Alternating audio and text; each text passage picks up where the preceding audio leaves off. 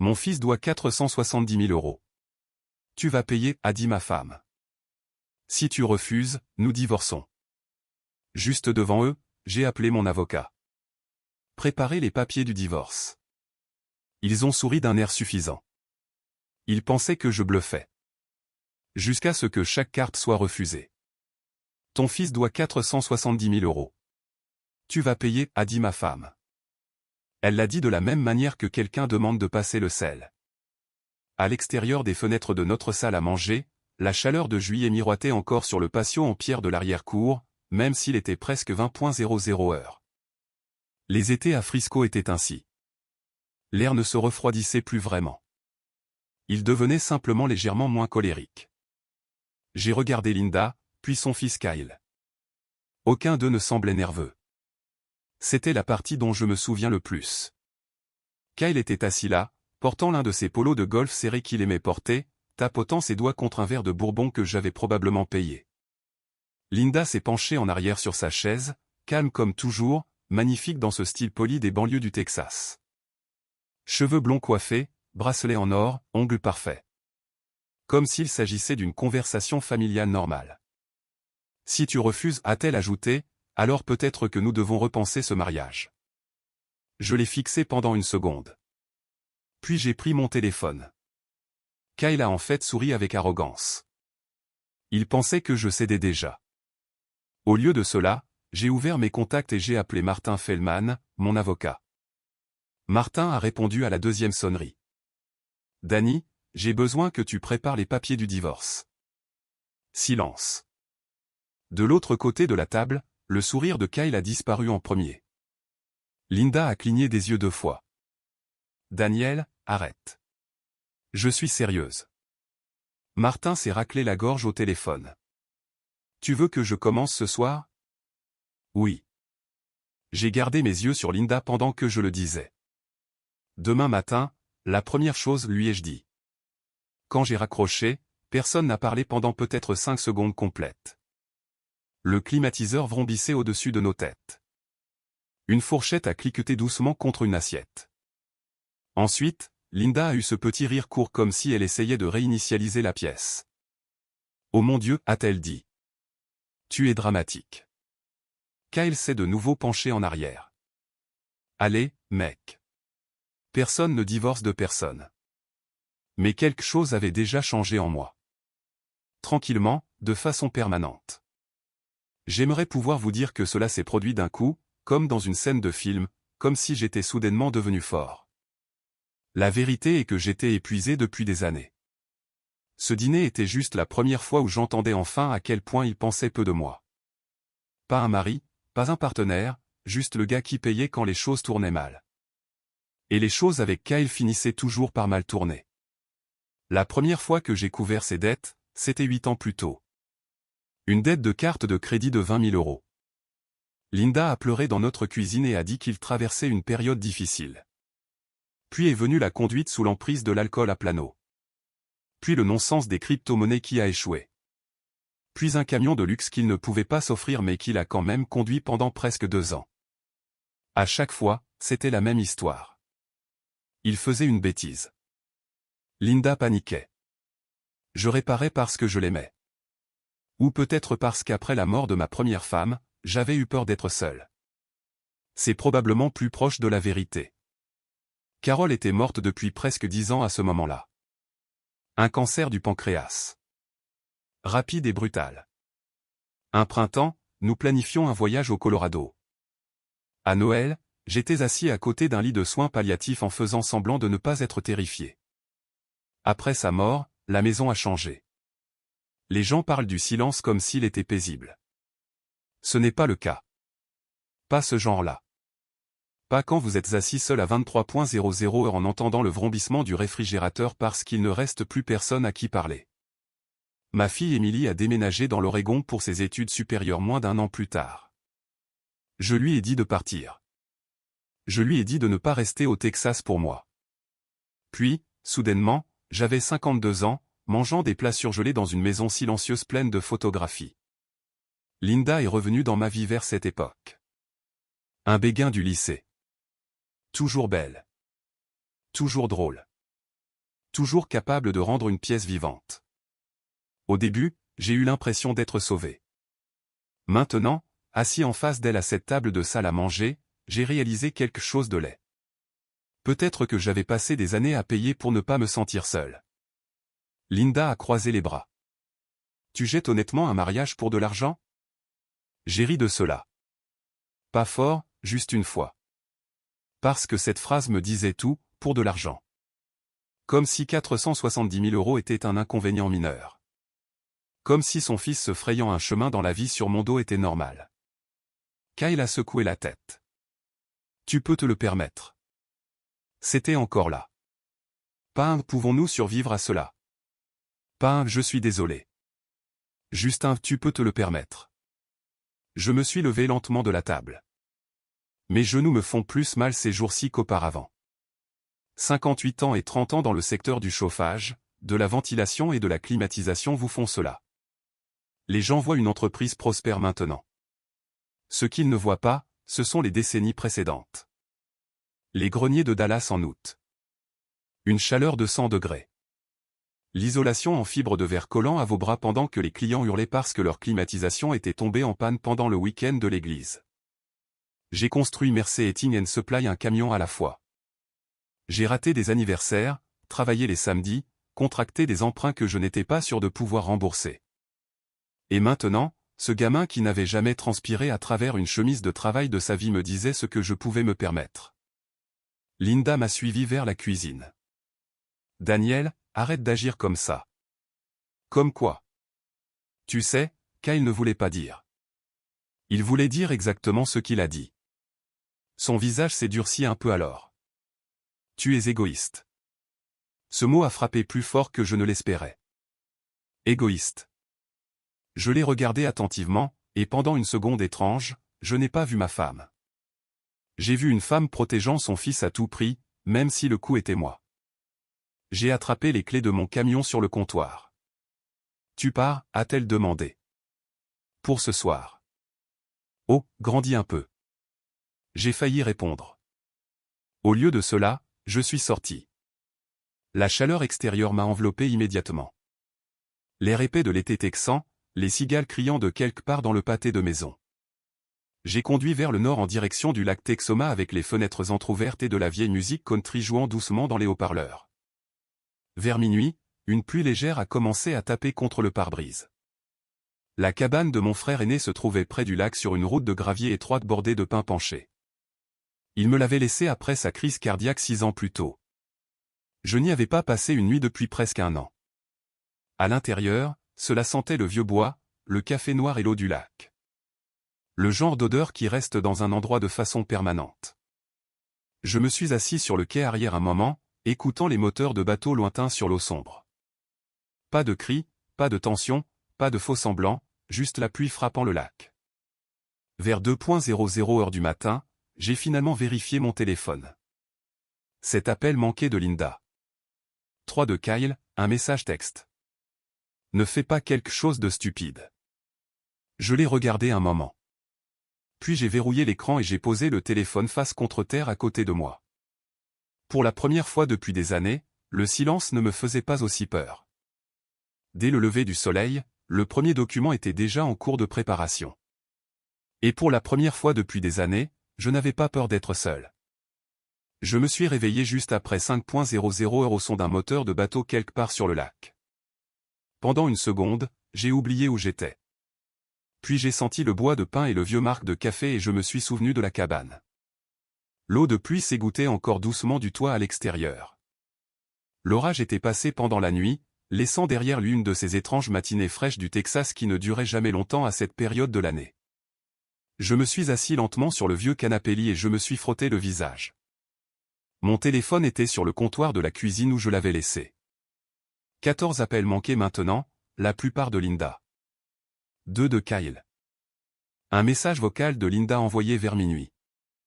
Daniel, ça suffit maintenant. Rappelle-moi. Pas inquiète, mais agacée, comme si je l'avais embarrassée au dîner. Je l'ai ignoré et j'ai préparé une cafetière à la place. Mon frère regardait toujours les mêmes tasses à café marron et lait de là-haut. des objets en céramique épaisse provenant d'un magasin d'appât près de Sherman il y a 20 ans. J'en ai pris une et je suis sorti sur le pont arrière pendant que le café infusait. Le lac était gris et calme. Quelques pêcheurs se déplaçaient lentement sur l'eau dans des bateaux de pêche.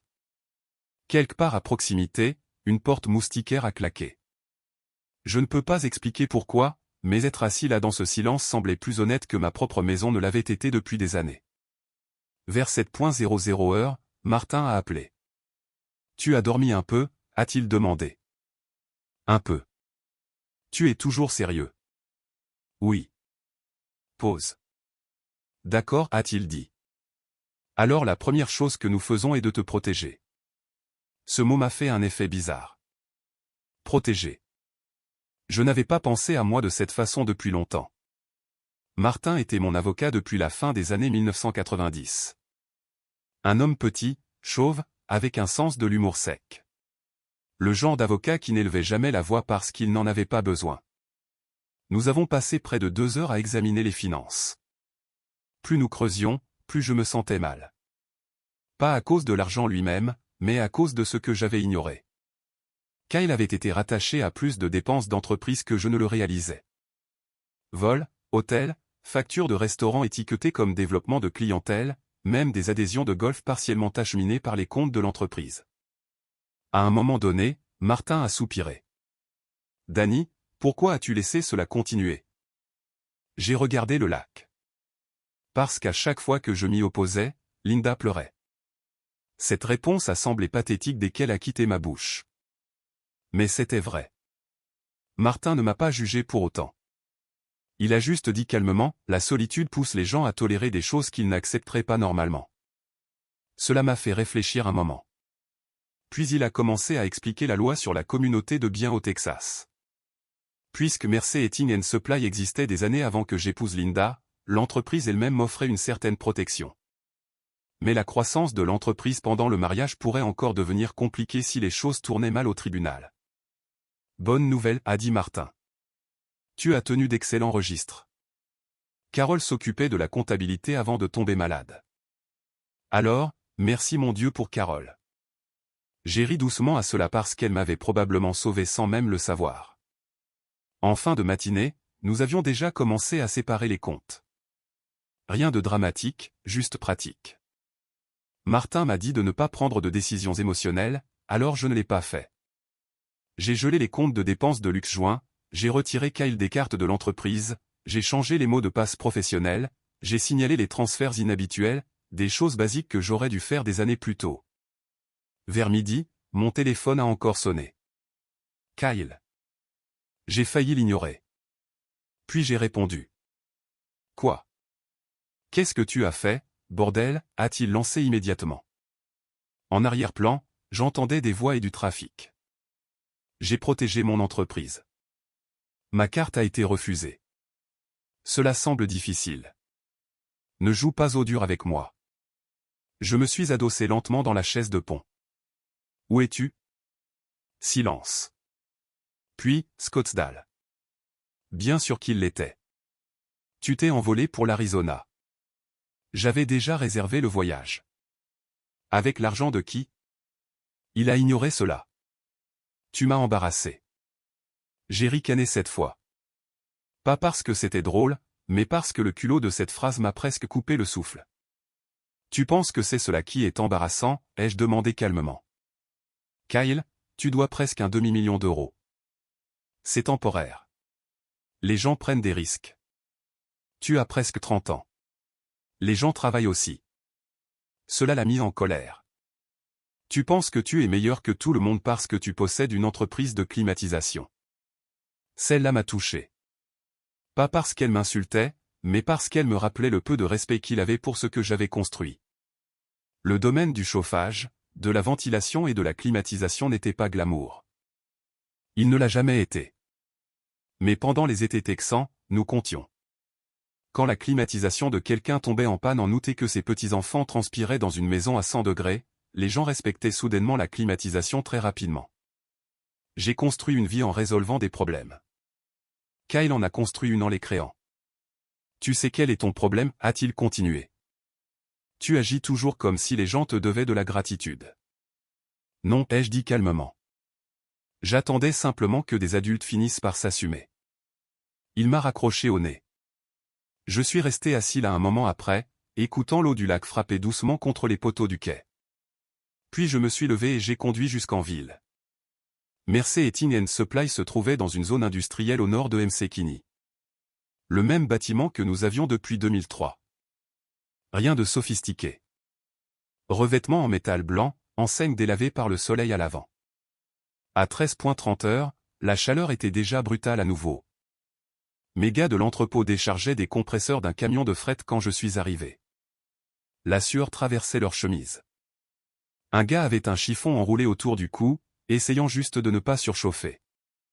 Je suis resté là à les regarder travailler pendant 1 minute. Du vrai travail. Un travail lourd. Le genre qui vous abîme les genoux à 50 ans. Et soudainement, j'ai imaginé Kyle dépensant 5000 € en service de bouteille avec des amis à Scottsdale. Quelque chose en moi s'est durci un peu plus. Donna Ruiz m'a repéré depuis le pas de la porte du bureau. Tu as une mine affreuse, a-t-elle dit. Bonjour à toi aussi. Elle m'a tendu une bouteille d'eau. Donna travaillait pour moi depuis 18 ans. Une femme forte. Vive comme l'éclair. 61 ans et elle gérait ce bureau mieux que quiconque que j'ai jamais rencontré. Tu as des nouvelles de Linda, a-t-elle demandé. Trop. Donna a hoché la tête lentement comme si cela confirmait quelque chose pour elle. Puis elle a baissé la voix. Tu devrais probablement examiner personnellement certaines des approbations de dépenses de Kyle. Je l'ai regardé attentivement. Il y en a plus? Son expression m'en a dit assez. Ce sentiment est revenu. Pas de la colère, de la honte, parce que d'autres personnes avaient apparemment vu cette catastrophe arriver avant moi. Vers 18h00 ce soir-là, Linda s'est présentée à la cabane. J'ai entendu les pneus de sa Mercedes crisser sur le gravier avant de la voir. Elle est sortie vêtue d'un jean et d'un pull crème malgré l'humidité, les cheveux attachés. Pas de maquillage cette fois. Elle avait l'air fatiguée. Cela m'a affecté plus que je ne le voulais. Tu vas me laisser entrer, a-t-elle demandé. J'ai ouvert la porte moustiquaire mais je suis resté là. Nous pouvons parler dehors. Son visage s'est légèrement crispé à cela. Nous nous sommes assis sur de vieilles chaises en bois surplombant le lac pendant que les cigales criaient dans les arbres. Pendant un moment, aucun de nous n'a parlé. Puis elle a dit doucement, « Tu veux vraiment jeter 10 ans de vie commune ?» J'ai regardé l'eau. Tu veux dire les années où j'ai continué à nettoyer les dégâts de Kyle? C'est injuste. Non.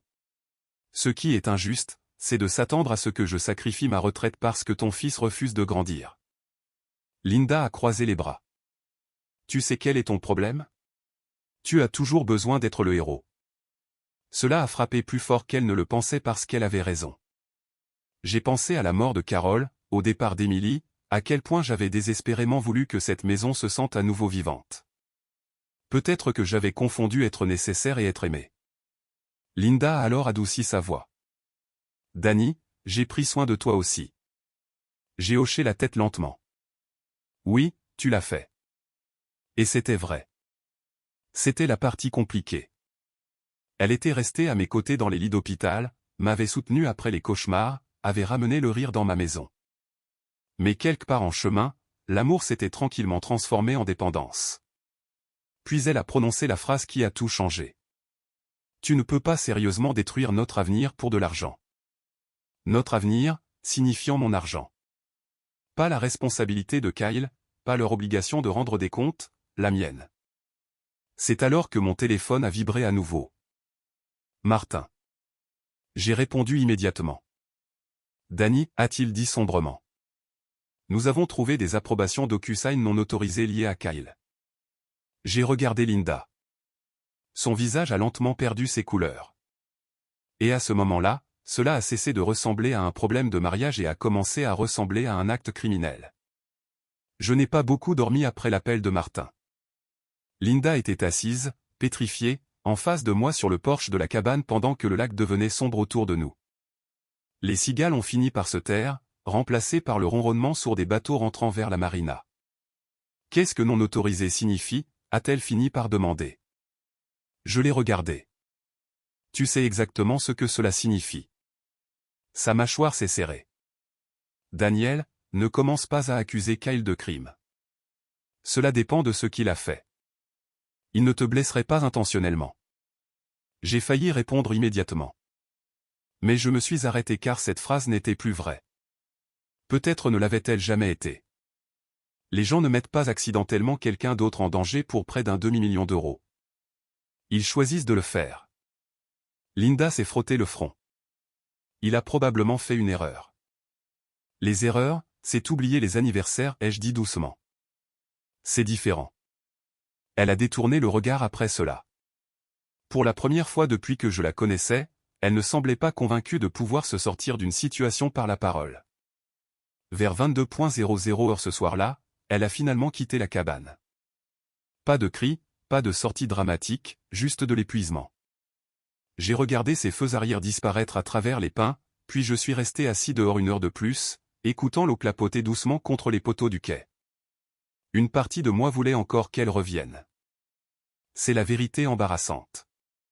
Même après tout, une partie stupide de moi espérait encore qu'elle comprendrait soudainement à quel point elle avait dépassé les bornes.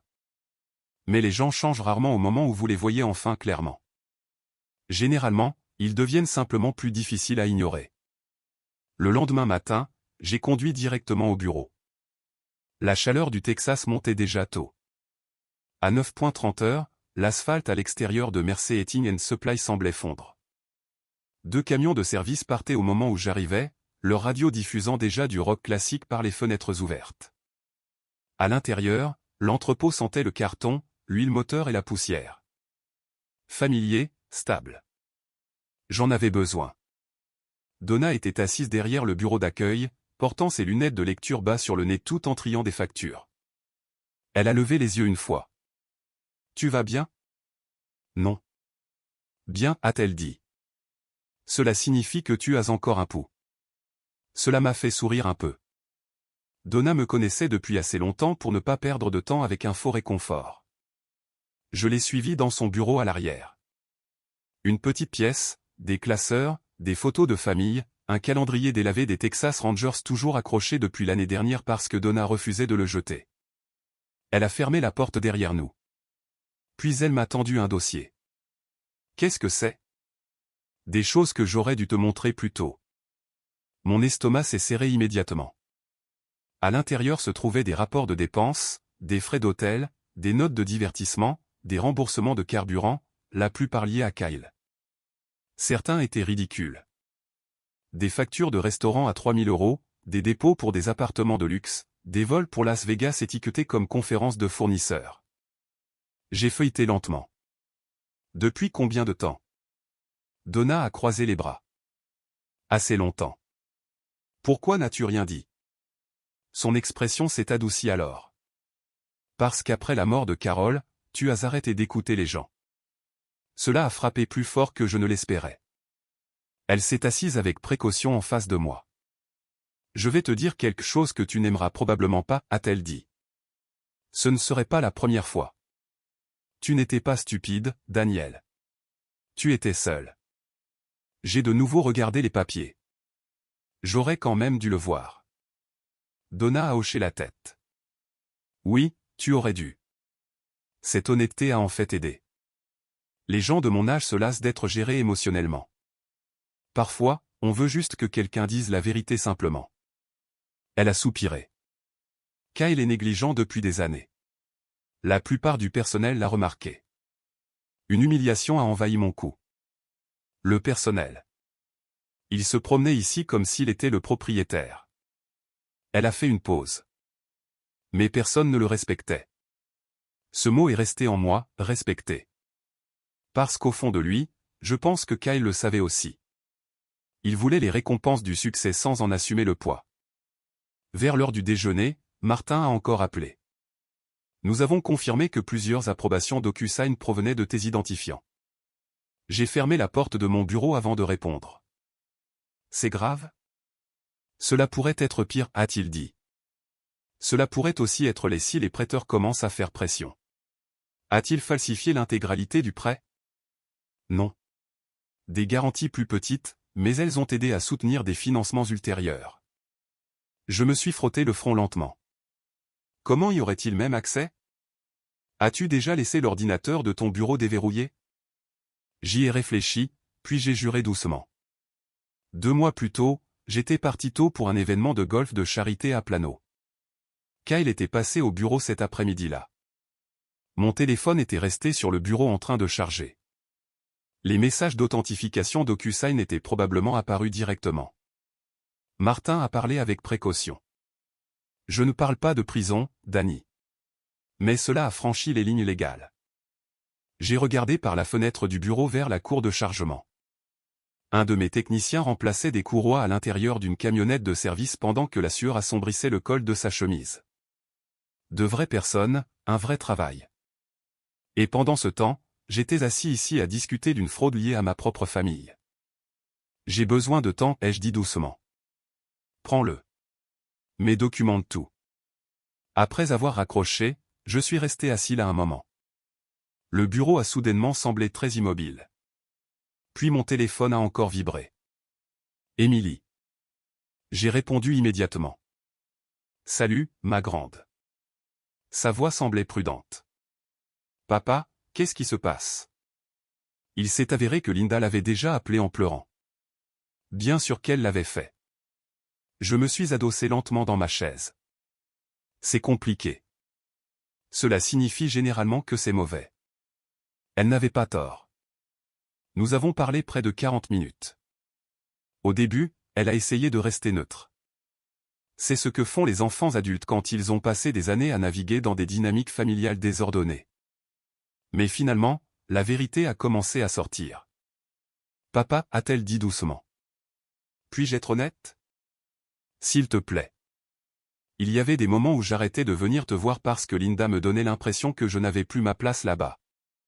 Cela m'a blessé instantanément. Pas une douleur vive, mais lourde, comme si quelqu'un posait des blocs de béton sur ma poitrine. Qu'est-ce que tu veux dire? Longue pause. Puis Émilie a soupiré. Un Noël, elle a dit à ses amis que la maison était essentiellement la sienne et celle de Kyle maintenant parce que j'avais déjà ma propre vie. J'ai fermé les yeux. Elle a dit cela. Elle ne pensait probablement pas que j'entendais. Je me suis souvenu de ce Noël.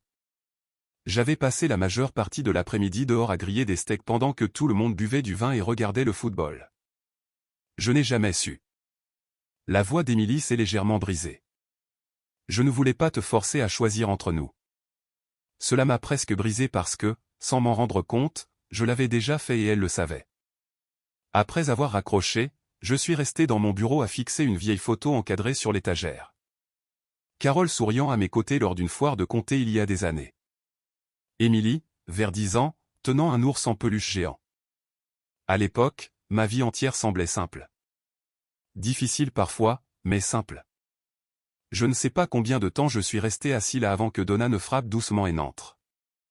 Elle a tendu son téléphone. Tu as besoin d'entendre cela. Qu'est-ce que c'est? L'audio de sécurité de l'entrée latérale de l'entrepôt le mois dernier. J'ai froncé les sourcils. Pourquoi vérifiais-tu l'audio de sécurité? Donna m'a lancé un regard. Parce que quelqu'un ici devait le faire. Elle a appuyé sur lecture. Des parasites ont craqué pendant une seconde. Puis la voix de Kyle est apparue clairement, détendue, riant. Non, mec. Le vieux finit toujours par payer. Ma mère le gère. Le silence a rempli le bureau après la fin de l'enregistrement. Donna n'a rien dit. Elle n'avait pas besoin de le faire parce que soudainement, chaque avertissement ignoré, chaque sentiment inconfortable, chaque moment où je m'étais convaincu de ne pas voir la réalité s'aligner enfin en une seule ligne droite et laide.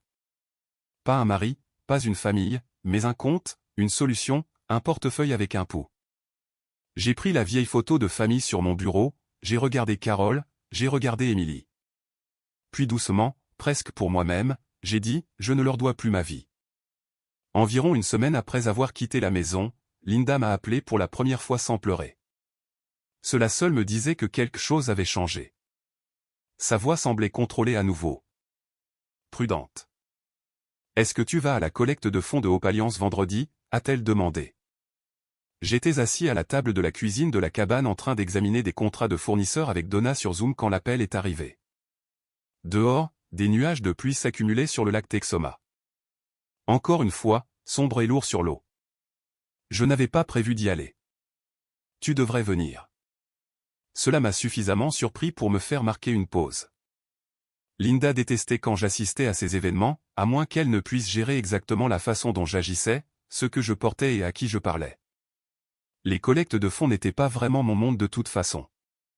Je suis un gars du chauffage et de la climatisation. Je passais plus de temps à discuter des pannes de compresseurs qu'à faire des accords mets et vins. Mais Linda adorait ces cercles caritatifs autour de Dallas. Des agents immobiliers, des chirurgiens esthétiques, des promoteurs, des gens qui disaient des choses comme l'été à Aspen sans ironie. Pourquoi, ai-je demandé. Parce que les gens commencent à parler.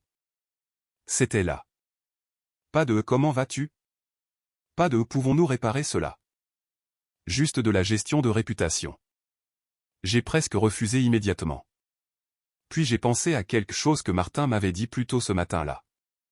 En ce moment, avait-il dit, tu te caches pendant qu'il contrôle l'histoire. Cela m'a dérangé plus que je ne l'espérais. Alors, vendredi soir, j'ai conduit jusqu'à Dallas. Le hall de l'hôtel Omni bourdonnait de l'énergie habituelle des collectes de fonds polis. Les voituriers couraient sous la chaleur. Des femmes en robes coûteuses riaient trop fort. Des hommes prétendant que le Bourbon comptait comme un trait de personnalité. J'ai failli faire demi-tour 2 fois avant d'entrer. Puis quelque chose d'inattendu s'est produit.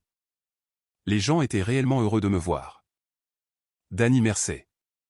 Diable, je ne t'ai pas vu depuis une éternité.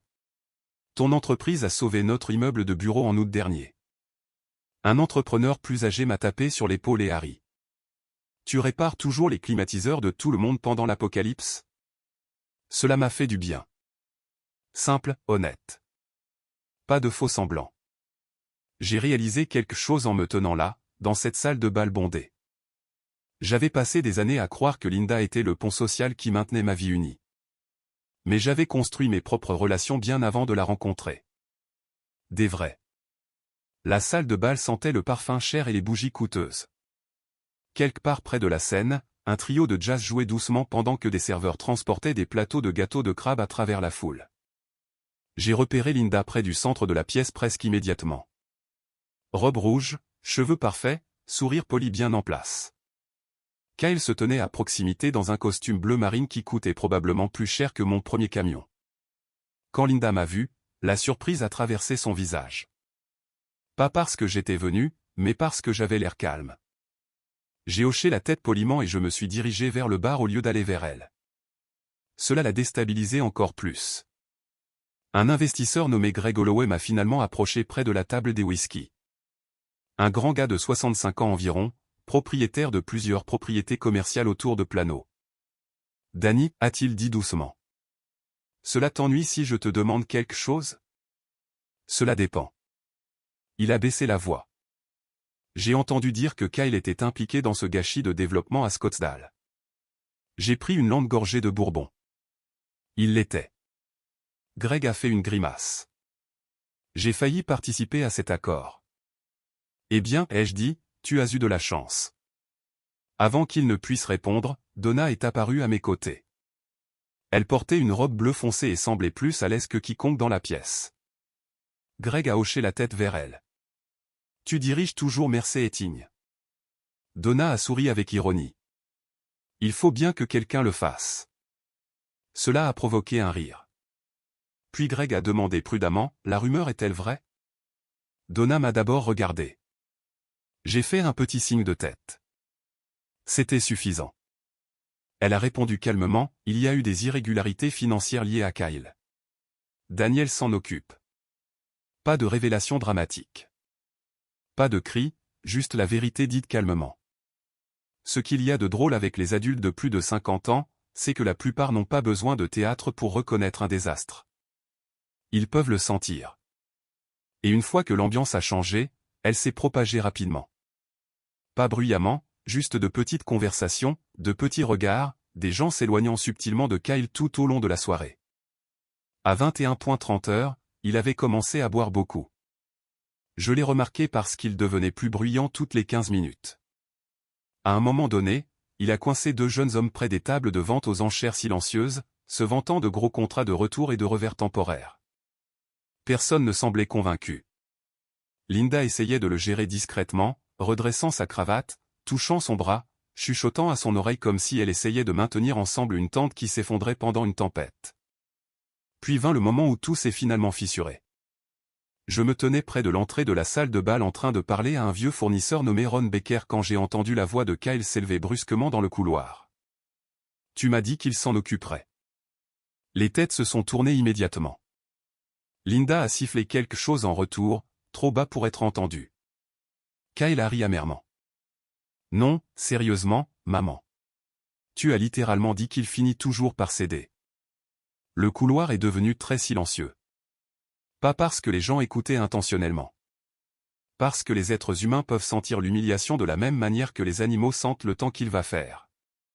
Linda lui a attrapé le bras fermement. Baisse la voix. Baisse la tienne. Puis Kyle a reculé trop vite et a heurté le bord d'un présentoir décoratif de champagne. Des verres se sont écrasés partout.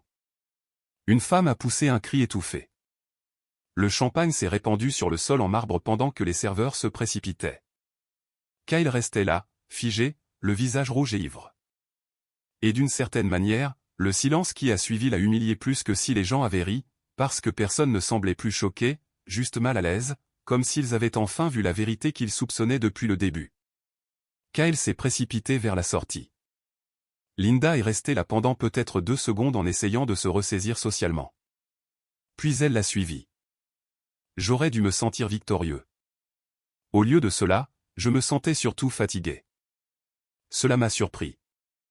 J'ai posé mon bourbon inachevé et je suis sorti discrètement par l'entrée latérale. Le parking couvert à l'extérieur était humide et sentait légèrement le béton chaud et l'huile moteur. Je venais d'atteindre mon camion quand j'ai entendu des talons claquer rapidement derrière moi. Daniel. Je me suis retourné. Linda s'est arrêtée à plusieurs mètres, respirant fort. Pour la première fois depuis des années, elle faisait son âge. Pas vieille, juste épuisée. Le mascara légèrement étalé, les épaules affaissées, le visage dépouillé de toute représentation théâtrale. « Tu l'as embarrassé » a-t-elle dit doucement. Je l'ai fixé. Non, Linda, il s'est embarrassé lui-même. Elle a croisé les bras étroitement. Tu aurais pu l'aider discrètement. C'est ce que fait la famille. J'ai secoué la tête lentement. Non, la famille ne continue pas à nourrir la destruction de quelqu'un. Pendant une seconde, la colère a traversé son visage. Puis elle a disparu tout aussi vite. Et ce qui l'a remplacé semblait presque pire. La peur. Pas la peur de perdre de l'argent. La peur de perdre une certitude. Parce que pendant des années, elle avait cru comprendre exactement jusqu'où elle pouvait me pousser. Ce soir a prouvé que ce n'était plus le cas. Elle a regardé le sol en béton un moment avant de reprendre la parole. « As-tu jamais été réellement heureux avec moi ?» La question m'a pris au dépourvu. Je me suis appuyé contre la porte de mon camion, y réfléchissant honnêtement. La réponse facile aurait été oui ou non. Mais la vraie vie n'est généralement pas aussi nette. Finalement, j'ai dit doucement, je pense que je me sentais seul avec toi aussi. Cela l'a frappé plus fort que n'importe quel cri n'aurait pu le faire. Je pouvais le voir se produire en temps réel. La prise de conscience. Non pas que je la détestais, mais que l'aimer avait lentement effacé des parties de moi. Linda semblait vouloir dire autre chose. Au lieu de cela, elle est simplement restée là silencieusement dans la chaleur humide de Dallas pendant que le trafic lointain résonnait dans le garage. Après un long moment, j'ai ouvert la porte de mon camion. « Prends soin de toi, Linda. » Puis je suis parti et je l'ai laissée là, seule. L'histoire s'est propagée plus vite que je ne l'espérais. C'est ainsi que fonctionnent les milieux d'affaires de la région de Dallas. Personne ne veut qu'encaner, bien sûr. Ils prennent juste des nouvelles. Ils ont juste entendu quelque chose d'inquiétant. Ils voulaient juste s'assurer que vous allez bien. Lundi matin, j'avais 8 appels manqués de personnes qui ne m'avaient pas appelé depuis des années. Greg Holloway a laissé un message vocal qui semblait assez prudent pour être lu au tribunal. Danny, je voulais juste dire que j'apprécie que tu aies été honnête avec moi vendredi soir. S'il y a quoi que ce soit que je doive documenter concernant ce groupe de Scottsdale, fais-le moi savoir. C'est ainsi que j'ai su que le monde de Kyle avait commencé à se refermer sur lui. Pas avec des sirènes de police, pas avec une arrestation dramatique sur un parking, juste des adultes se protégeant tranquillement. Martin m'a dit que c'était généralement ainsi que les problèmes financiers se propageaient, lentement au début, puis tout d'un coup. Les créanciers de Kyle deviennent nerveux, a-t-il dit. Et les gens nerveux commencent à parler. Est-il dans de graves ennuis? Oui. Je me suis assis à la table de la cabane avec mon café qui refroidissait. Grave au point d'aller en prison.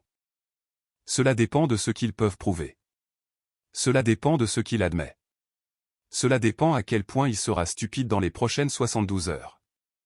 Avec Kyle, cette dernière partie m'inquiète. Martin a eu un petit rire sec. Alors garde tes distances. Cela aurait dû être satisfaisant. Cela ne l'a pas été, pas complètement. J'avais imaginé qu'une fois que je me serais enfin défendu, je me sentirais pur, puissant, libre. Au lieu de cela, je ressentais toutes sortes de choses à la fois, soulagé, en colère, embarrassé, triste.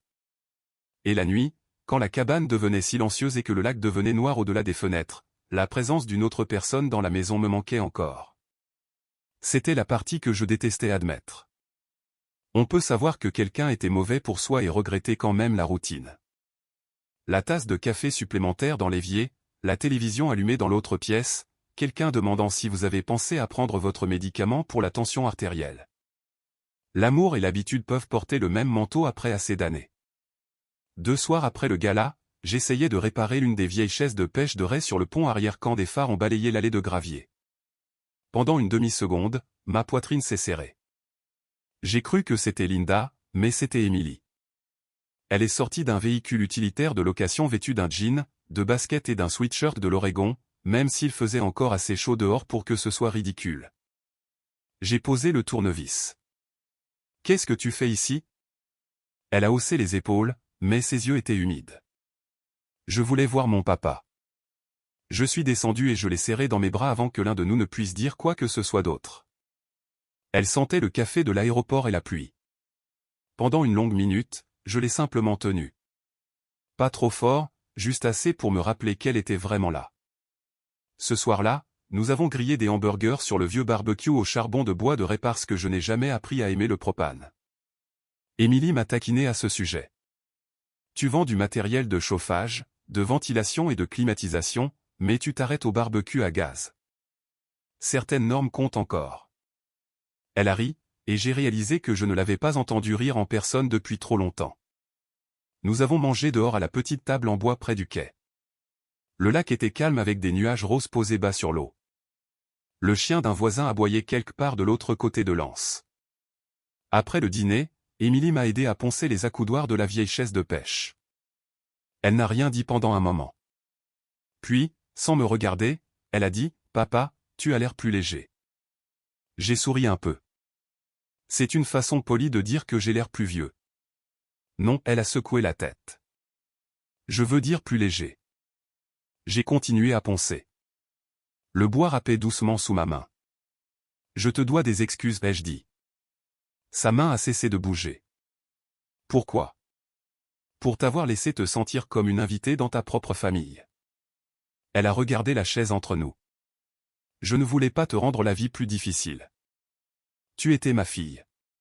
Ce n'était jamais ton rôle. Son visage a changé alors. Pas de manière dramatique. Juste une petite brèche dans l'armure que les adultes construisent autour des vieilles blessures de l'enfance. Maman me manquait, a-t-elle chuchoté. À moi aussi. Et puis Linda est arrivée et j'ai eu l'impression que tout le monde avait besoin que je passe à autre chose plus vite que je ne le pouvais. Celle-là a fait mal parce que je savais que j'avais fait cela. Pas intentionnellement, mais le deuil fait parfois des lâches de gens décents. Je voulais tellement que la maison soit à nouveau joyeuse que j'ai arrêté de me demander qui s'était tu. Je suis désolé, ai-je dit. Emily a essuyé sa joue avec le revers de sa main. Je ne t'ai jamais détesté, papa. J'ai juste arrêté de te reconnaître. C'était pire que la colère, mais j'avais besoin de l'entendre. Nous sommes restés assis là jusqu'à ce que les moustiques deviennent insupportables et que la lumière du porche commence à attirer tous les insectes du nord du Texas. Le lendemain après-midi, je suis retourné à Frisco pour récupérer des documents à la maison. Émilie est venue avec moi. C'était étrange de franchir ma propre porte d'entrée comme un visiteur. Linda avait laissé la plupart des pièces intactes, mais l'endroit semblait déjà différent. Trop propre, trop mis en scène, comme une maison attendant une visite immobilière. J'ai rassemblé des dossiers dans mon bureau, des relevés bancaires, des documents commerciaux, la vieille boîte à recettes de Carole, que j'ai trouvée poussée derrière une pile d'assiettes de fête dans un placard bas. Émilie l'a vue dans mes mains et est devenue très immobile. Elle a gardé cela, a-t-elle demandé. Je ne savais pas où c'était. Émilie a passé ses doigts sur le couvercle. Pendant une seconde, toute la pièce s'est réduite à cette petite boîte en bois. Puis une voiture est entrée dans l'allée. La Mercedes de Linda est derrière elle, le camion de Kyle. Émilie m'a regardé. « Tu veux que je reste ?» Je voulais dire oui, mais ce n'était plus son combat. « Non, ai-je dit. Va t'asseoir dans le camion, s'il te plaît. » La pluie a commencé juste au moment où Linda et Kyle remontaient l'allée. Pas une pluie de cinéma. Une vraie pluie texane. Soudaine, lourde, latérale. Au moment où ils ont atteint le porche, ils étaient tous les deux trempés. Kyle avait l'air affreux. Mal rasé, les yeux rouges, la chemise froissée, plus aucun charme de petit golfeur suffisant. Linda avait l'air pire. Pas physiquement, mais spirituellement peut-être. Comme si la version d'elle-même qui savait comment contrôler une pièce n'avait finalement plus de pièce à contrôler. J'ai ouvert la porte, mais je ne me suis pas écarté. Pendant un moment, aucun de nous n'a parlé. Puis Kyle a dégluti difficilement. J'ai déconné. C'était maladroit, gauche, probablement insuffisant, mais c'était la première phrase honnête que j'entendais jamais de sa part. Linda a touché son bras, puis m'a regardé. « Daniel, s'il te plaît. » Ce mot est sorti tout petit. « S'il te plaît. » Pas un ordre, pas une menace, une demande. « Martin a dit que tu n'arrêteras pas la procédure. » C'est exact. Kyle fixait les planches du porche. « Si cela devient criminel, je suis fini. Tu aurais dû y penser avant d'utiliser mon nom. » Son visage s'est tordu. « Je sais. » Linda a fait un pas en avant. « Je pensais que tu ne partirais jamais, a-t-elle dit. La pluie tombait du bord du toit du porche entre nous. Parce que tu m'aimais. » Elle m'a regardé pendant un long moment, puis a répondu honnêtement. Parce que tu détestais être seule. C'était là. La vérité la plus pure qu'elle m'ait jamais donnée. Et d'une certaine manière, je ne la détestais pas de l'avoir dit. Je détestais qu'elle ait eu raison pendant si longtemps. J'ai regardé au-delà d'elle, la rue mouillée, Émilie qui attendait dans le camion, la maison que j'avais achetée avant que Linda n'y dépose la moindre valise. J'ai confondu sauver les gens avec être aimé, ai-je dit. La bouche de Linda a tremblé. Kyle a enfin levé les yeux. Je signerai n'importe quel accord de remboursement que ton avocat veut, a-t-il dit. Je coopérerai. Juste, ne me détruis pas. Tu t'en es chargé toi-même. Il a hoché la tête une fois. Aucun argument qui comptait. Pas assez pour réparer quoi que ce soit, mais assez pour que je prenne une décision avec laquelle je pouvais vivre. Je ne demanderai pas de poursuite criminelle si tu coopères pleinement, ai-je dit. Tu signes l'accord de remboursement. Tu donnes tout à Martin. Tu ne contestes pas le partage des actifs. Tu ne contactes plus jamais mon entreprise. Kyle a hoché la tête rapidement. Linda a commencé à pleurer alors, doucement, et alors qu'elle demandait, j'ai regardé la femme que j'avais aimée depuis mes 17 ans et épousée beaucoup trop tard dans la vie. Il y avait encore de la beauté là, encore de l'histoire, encore des moments qui avaient été réels, mais plus assez de confiance pour construire quoi que ce soit. J'ai ouvert la porte un peu plus, juste assez pour qu'il voie que je ne me cachais pas. Puis j'ai dit la seule chose qu'il restait à dire, trop tard. Et j'ai refermé doucement. 6 mois après la finalisation du divorce, j'ai acheté une cafetière différente. Cela semble probablement insignifiant, mais après des années à vivre selon les préférences de quelqu'un d'autre, choisir ma propre cafetière était étrangement satisfaisant. Celle que Linda aimait faisait des expressos qui ressemblaient au bruit d'un moteur de moto chaque matin à 6.00 heure. La nouvelle infusait simplement du café ordinaire tranquillement pendant que je regardais le lac s'éveiller. Les petites choses commencent à avoir une importance différente quand votre vie se calme. En janvier, j'avais officiellement quitté la maison de Frisco pour de bon.